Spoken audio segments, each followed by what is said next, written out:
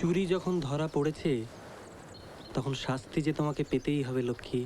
আমার শাস্তির কি কোনো শেষ নেই? এই শাস্তি কি শুধু তোমার একারই?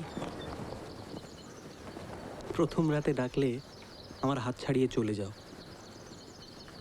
অথচ শেষ রাতে লুকিয়ে আমার মাথার পাশে এসে বসে থাকো। এভাবে তুমি ঠকাও কাকে? নিজেকে।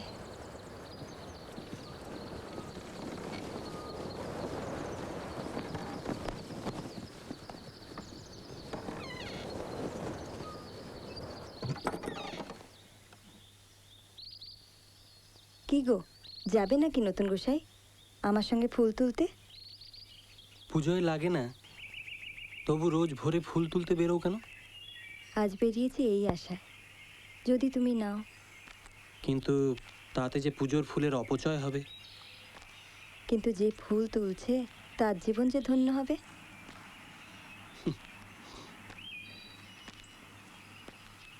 এই সামান্য সময় তুমি আমার মধ্যে কি দেখলে কমল?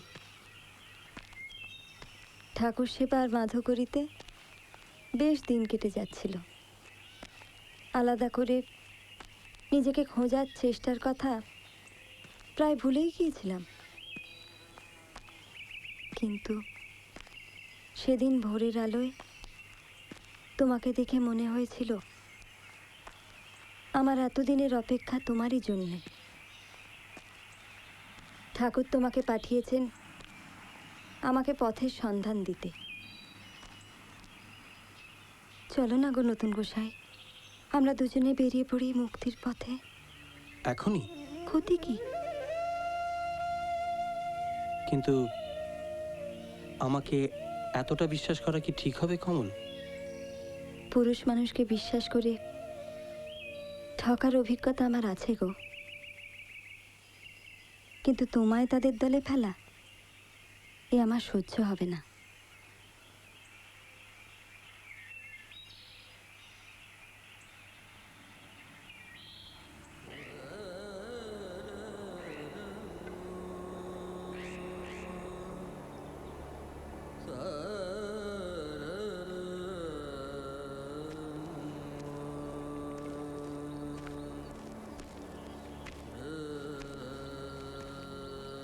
কহর, তুমি কি এখানে সারা রাত ধরে বসে আছো গহর গোসাই?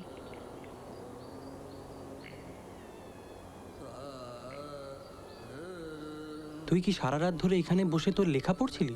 না রে, তবে ভেবেছিলাম লেখাটা যখন কিছুই হলো না,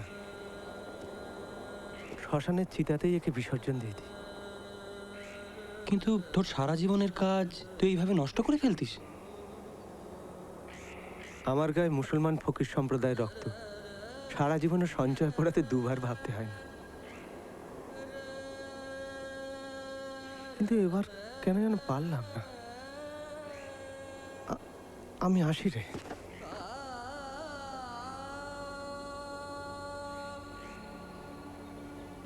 বলহরি বলহরি বলহরি।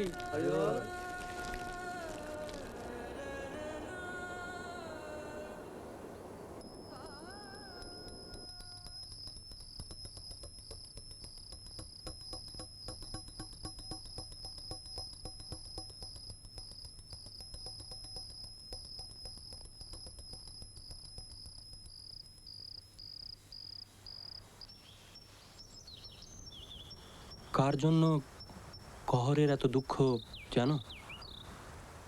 জানি, কিন্তু আমি অপারগ নতুন গোসাই।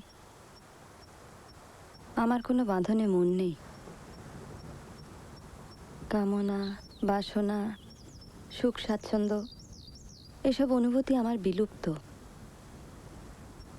আর আমার অতীত তো জানাতে পারি না গহর গোসাইকে, তাতে যে সে আরো বেশি দুঃখী হবে। তোমার অতীত থাক, সে কথা। থাকবে কেন গোসাই? সেদিন এই গল্পটাই তো শুনতে চেয়েছিলে। অতীত থেকে বিচ্ছিন্ন হয়ে যদি আজটাকেই সম্বল করে বাঁচা যেত, তবে জীবনটা যে বড় সহজ হয়ে যেত নতুন গোসাই। আজকের কমলতা কি বা কেন? তার সম্বন্ধে যদি একান্তই ধারণা করতে চাও, তবে তার অতীতটাকেও তো জানতে হবে।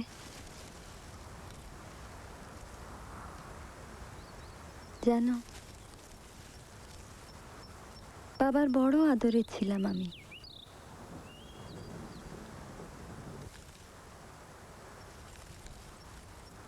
সুখ স্বাচ্ছন্দ্য,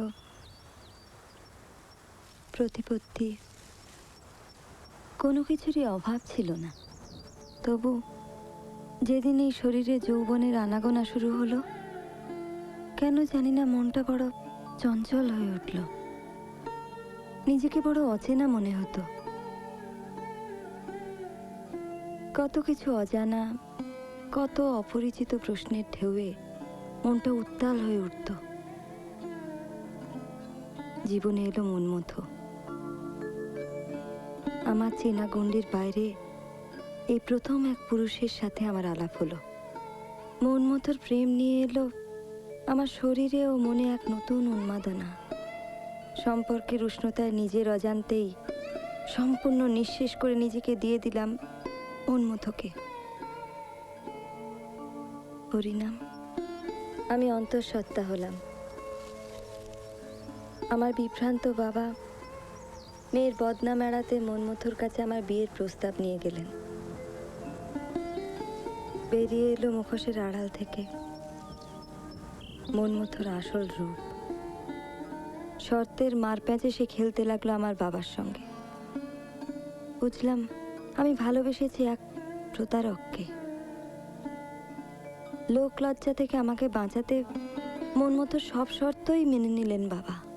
এমনকি 25,000 টাকাও অগ্রিম দিয়ে এলেন। শীঘ্রই এলো সেই দিন, যা প্রত্যেক মেয়ের জীবনে সবচেয়ে কাঙ্ক্ষিত দিন।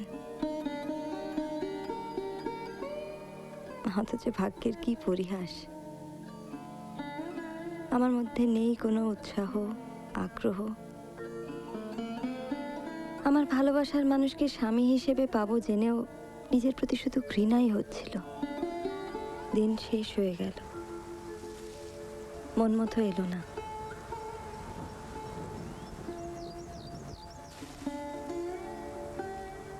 মেয়ের এই নিদারুণ পরিণতি বাবা সহ্য করতে পারলেন না। সেই রাতেই আত্মহত্যা করলেন।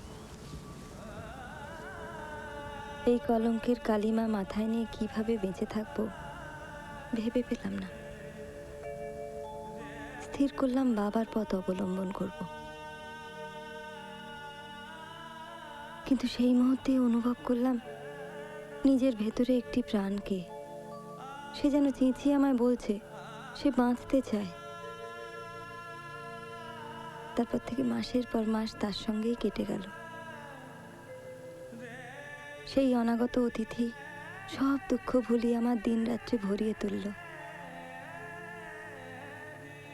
উদ্গ্রীব হয়ে অপেক্ষা করলাম তাকে দেখার জন্যে। একদিন প্রতীক্ষা শেষ হলো। প্রসব যন্ত্রণায় চিৎকার করে উঠলাম আমি। কিন্তু আমার প্রসব যন্ত্রণার সঙ্গে জড়িয়ে ছিল কত দুঃখ, অপমান, কলঙ্ক। আবার এক নতুন আশার আলো।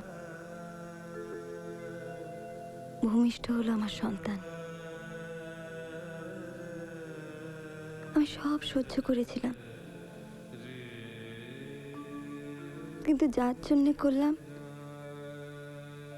সেই নিজের অপমান সহ্য করলো না।